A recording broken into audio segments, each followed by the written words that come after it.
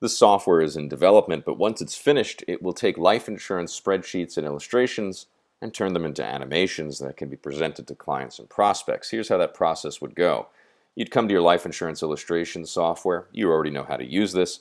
Whether it's an in-force policy or a new proposal, it doesn't matter. You just export it to an Excel spreadsheet, which would look something like this. And of course, those files, those Excel spreadsheets, can sit on your desktop the same way that these 3 life insurance policies are sitting on mine. And you would come to a client manager that would look like this. Over here on the left-hand side, you can see we've entered Mary Smith. She populated in the client list down below. She has 4 animation cards. Clients can have as many animation cards as you would like. We can rename these animation cards based on the theme or discussion we're having with Mary, so I've called it distributions in this case. To import the data, simply drag and drop the life insurance spreadsheet onto the card of your choice. And then just keep in mind that each of these cards can only take up to a maximum of 3 spreadsheets. Once you're all set, you can click on this card.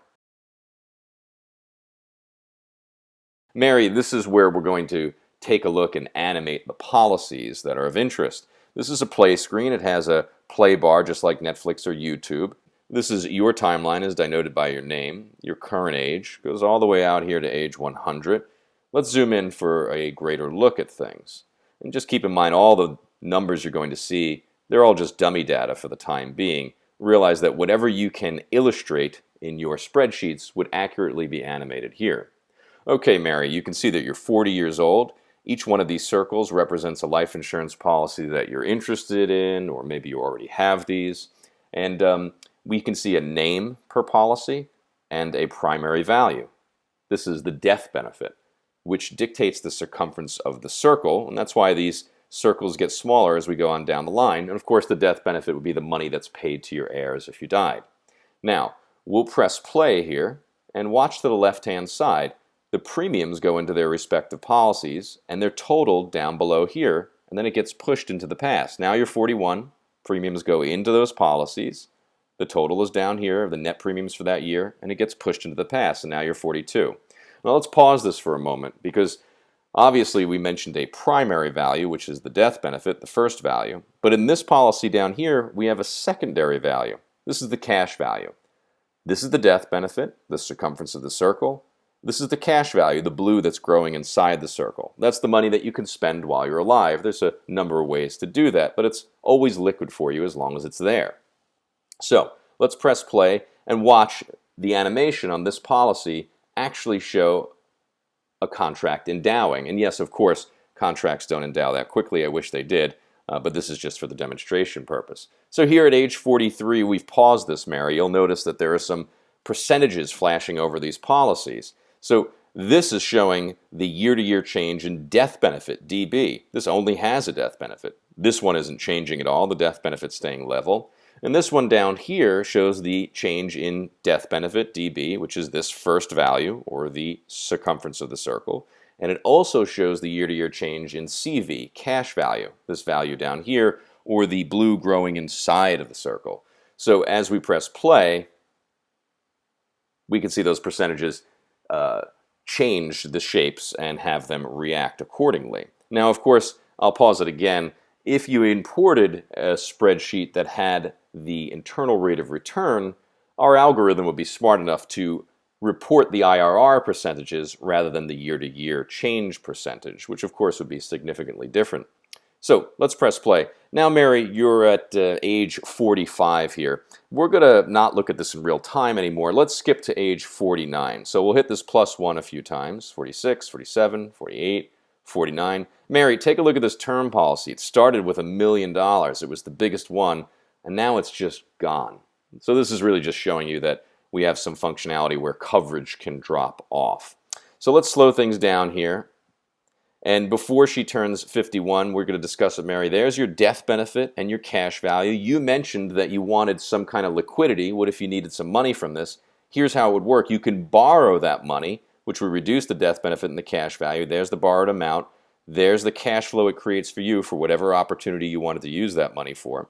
And in addition, the circumference of the circle is the same size. It's preserved as if it was still 750 and 750 without the borrow. That red is reserving that space because whatever you borrow, you can pay back. And of course, if your spreadsheets show paying it back over a few years or whatever that schedule is, it will reflect. And here, I just have her paying it all back in the very same year that she borrowed it. And now, Mary, we'll go forward, and maybe you're interested in some sort of supplementing your income in retirement. Here we have some withdrawals. And withdrawals don't create any red. It doesn't preserve the circumference of the circle. What it does is it does indeed reduce permanently the death benefit and the net cash value. So this circle is going to get smaller as we withdraw money from it. Now that Mary kind of knows the inner workings of the policies and the animations themselves, we can do something called speed viewing with her. So Mary, I'm going to play this out, and I'll adjust the speed according to how quickly I speak. And of course, you won't even have to really worry about the numbers. I'm just going to quickly get across the role that a particular policy or policies will play in your life. So let's press play, and I'll narrate this to Mary. We'll amp this up to 5 times. So Mary, in your early 40s, this whole life policy is the smallest life insurance policy in your portfolio. But as you get closer to 50, you can see that's changing rapidly, a little Cinderella story taking place, if you will. There's the comeback. Now, of course, policies can expire. That term policy is gone by 50.